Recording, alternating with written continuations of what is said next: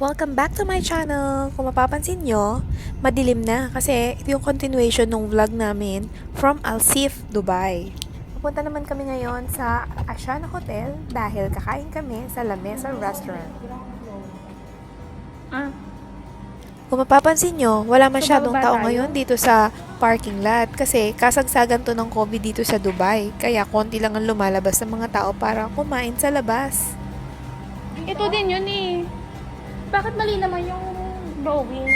Alika ate, i-try natin. Hindi namin mahanap yung elevator entrance papunta doon sa restaurant. So, nanghula lang kami which elevator to take. Oo, ayan ko na. Pinutin mo up. Di ba 5th floor yun? Ayan, merong ano. Ano yun? Kala ko kung ano nangyari, nagmamadali ka.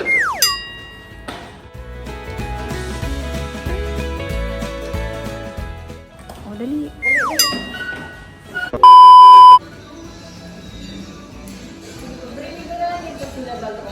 Tcharan! Andito na kami ngayon sa La Mesa Restaurant. Ang La Mesa Restaurant ay part ng ASIANA Hotel. Ito ay nasa 5th floor. Isa rin siya sa mga pinakapaboritong puntahan ng mga Filipino dahil sa mga pork delicacies nila like lechon kawali, pork barbecue, and crispy pata. Oo, tsaka yung baboy. Pork. Ano gusto mo? Pork.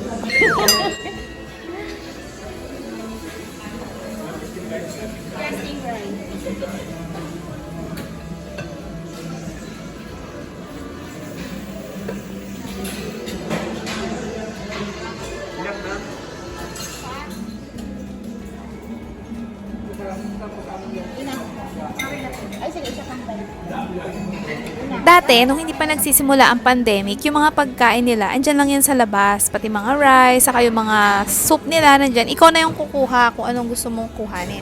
Eh, since pandemic, dahil precautionary measures nila, sila na yung kumukuha, sila na yung nagkukuha para sa'yo. Sasabihin mo lang, ituturo mo lang kung ano yung mga gusto mo mga pagkain. Ilagay na rin ko pwede doon, yung grilled pork.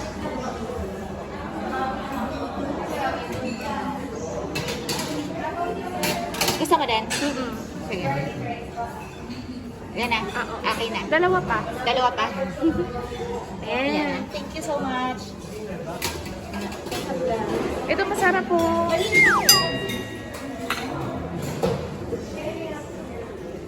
So ayan, tapos na tayo sa main course and moving forward na tayo sa dessert. Yes. One of these. And that.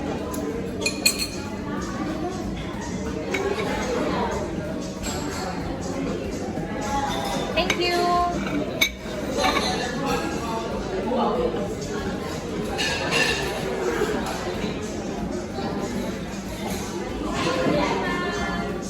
Video ko lang.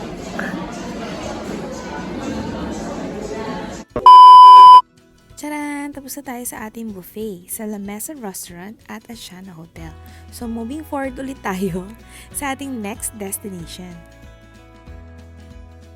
By the way, kung mapapansin nyo, maluluwag at walang traffic ang mga kalsada. Halos lahat ng mga kalsada dito sa Dubai. Marami siyang mga U-turn slots as in like parang tatawid ka lang ng kalsada, kailangan mo pang umikot ng malayo para lang sa U-turn slot.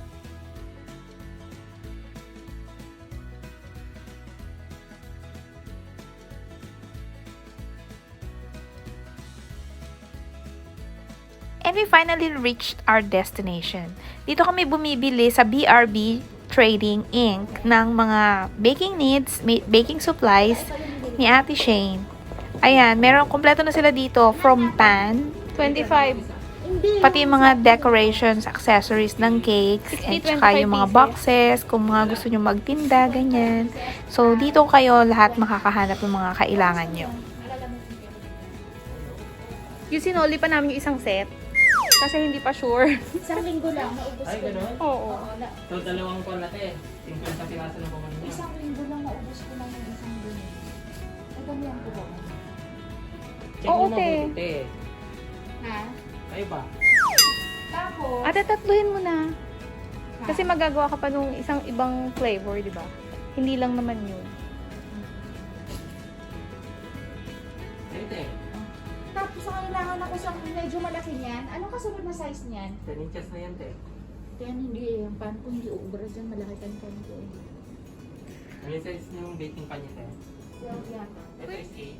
Ito 12. O yan, papansin mo, kompleto na sila ng mga supplies, may mga molds sila, may mga for lettering, yan. And then, marami pang iba. May mga candles. Meron pa nga silang panghiwa nung yung panggawa ng pandesal. So, ayun. May parating kami. We're on the way home na. Tapos na kami mag-shopping. Eto, madadaanan natin yung famous clock tower, ang pinakaunang landmark na kilala dito sa Dubai. At syempre, madadaanan na natin later yung famous Sheikh Zayed Road kung saan makikita nyo ang Burj Khalifa.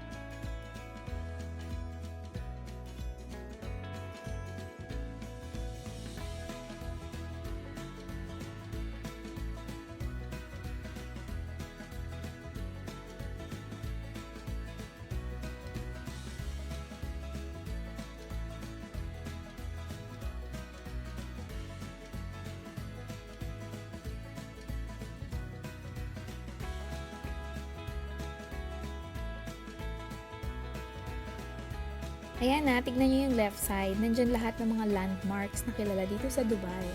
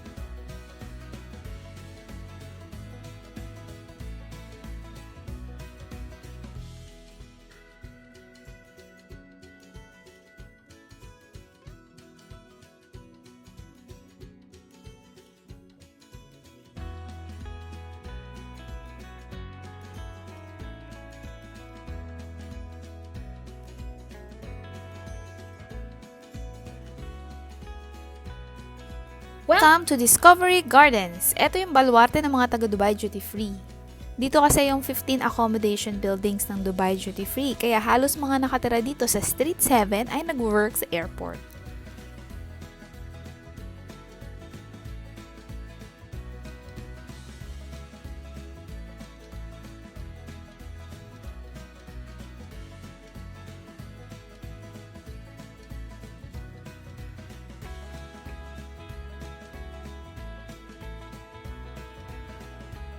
Malapit na kami sa bahay kaya nag-decide kami na mag-stop muna para mag-grocery dito sa Discovery Pavilion.